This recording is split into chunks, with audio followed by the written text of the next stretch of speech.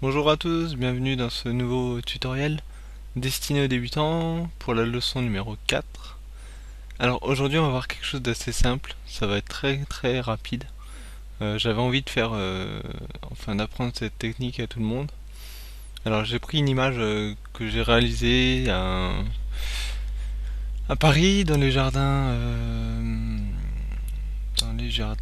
de... hmm, je ne sais plus le nom, j'ai oublié, Jardin des Plantes, voilà.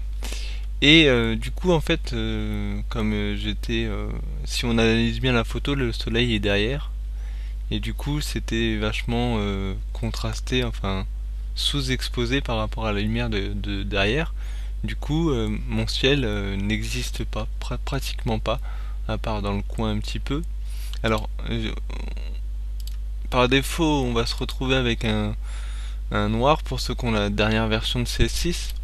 Mais pour ceux qui ont des versions précédentes, on se retrouve en général avec un gris par défaut.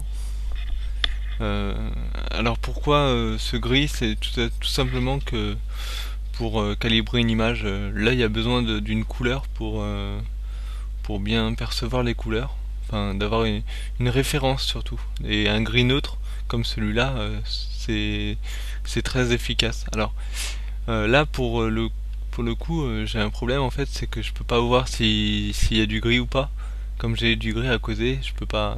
Donc moi je fais personnaliser. Je pense que c'est pareil pour tout le monde.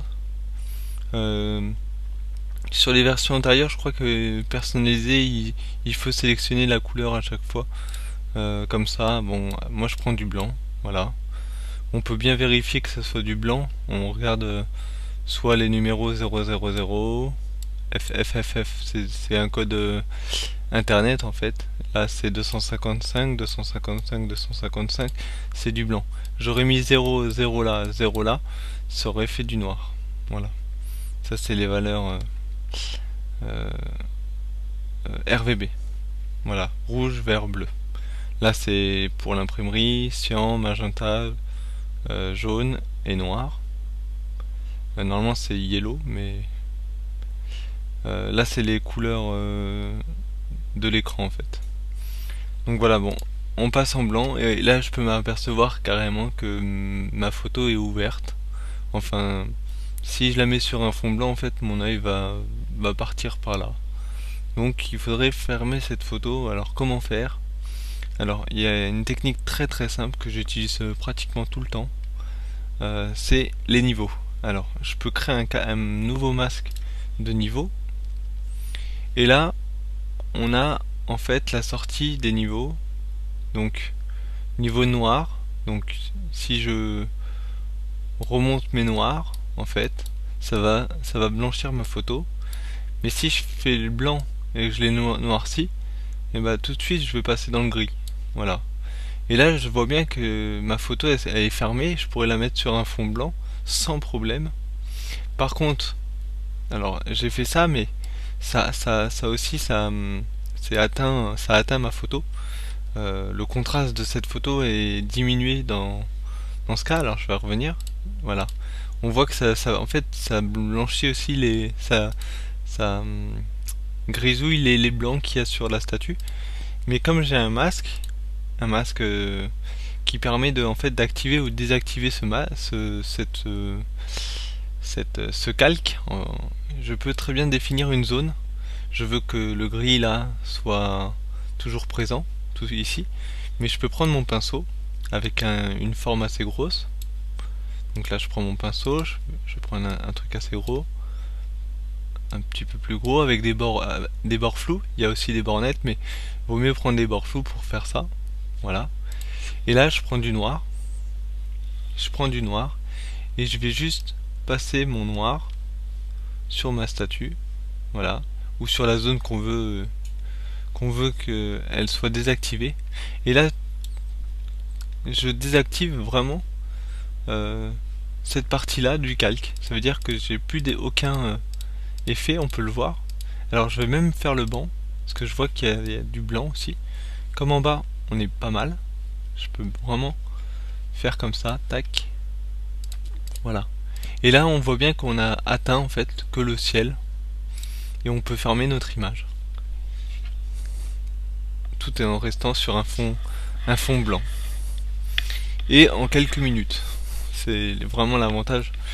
On peut faire aussi cette technique sur des photos où on a un fond blanc, du portrait par exemple, on a un fond blanc et on voudrait du gris, on peut très bien appliquer cette technique.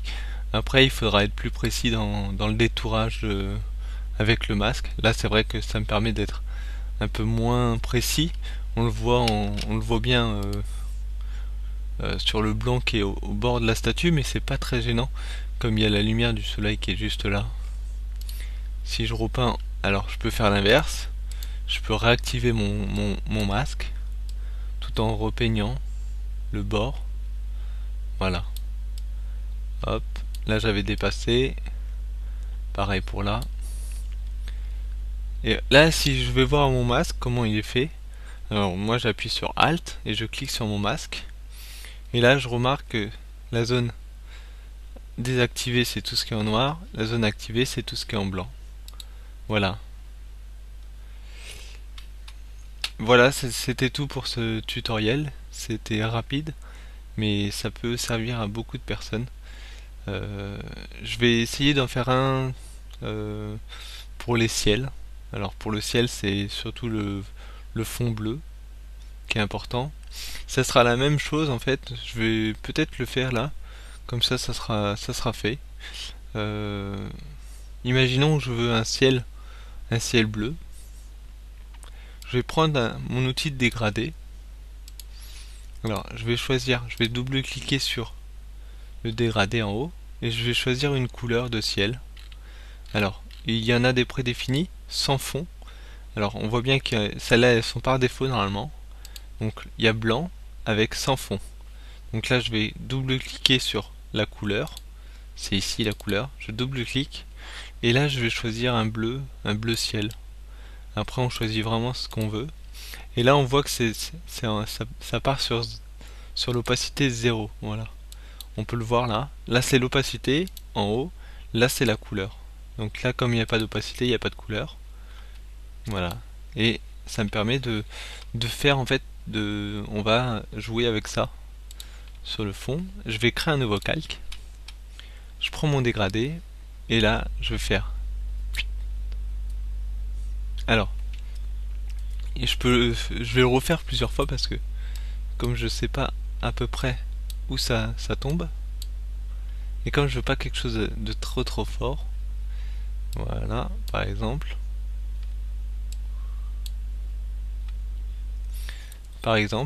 voilà. Donc là j'ai fait mon fond bleu.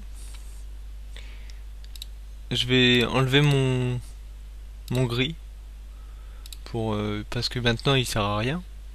Et là je vais prendre, par contre, je vais créer un masque qui est ici. Ça s'appelle ajouter un masque de fusion. Voilà, il faut bien sélectionner le bon calque du ciel.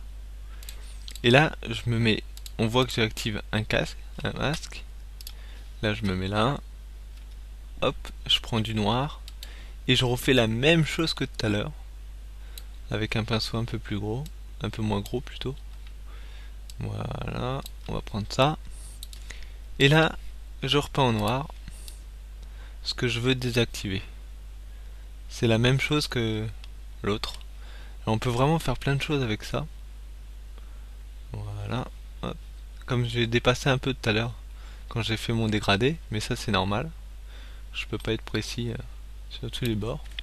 Et là on voit un peu, c'est un peu trop bleu quand même, ça fait un peu faux. Je vais réduire l'opacité de mon masque. Comme j'ai du blanc en dessous, et ça me permet d'éclaircir mon bleu. Voilà, tout en restant avec un ciel assez correct. Après bien sûr on peut changer les réglages de la couleur tout en allant dans les effets, double clic sur le masque, sur le calque pardon, et là on a incrustation de couleur, et dans ce cas là on peut changer notre couleur, on peut faire vraiment tout ce qu'on veut une fois que c'est fait. Si je voulais un truc plus noir ou plus nuit, on peut faire plus clair, on peut vraiment faire ce qu'on veut une fois que c'est fait. Et là on voit que j'ai... Voilà. Alors on remarque qu'il agit plus sur toute la zone, parce qu'en fait les pixels sont... Lui il les colorie différemment qu'avec un masque. Bon, après c'est un réglage à faire. Il faut y aller doucement en tout cas quand on le fait, pour pas avoir trop de... Alors là on voit que mon opacité ne marche pas, parce que en fait mon effet est basé sur l'opacité générale. C'est pour ça qu'il y a deux opacités. Il y a le fond, donc le fond en fait c'est mon masque, et l'opacité générale c'est les deux. Voilà. Parce que des fois on n'a pas besoin en fait de ce qu'on a fait, mais on a besoin de l'effet. Et du coup ils ont fait deux opacités. C'est pour ça que c'est pas marqué différemment, mais c'est la même fonction. Donc là je vais jouer sur ça. Hop. Voilà. Et voilà. On a quelque chose d'assez clair. Au lieu que ça soit gris, c'est bleu. Après il y a les préférences. On voit en désactivant, activant, ça je le fais souvent aussi, c'est qu'on voit en fait les défauts qu'on a fait, les petites erreurs. Hop, là je vois qu'il y avait du bleu. Ça me permet de voir vraiment ce que je fais. Et voilà.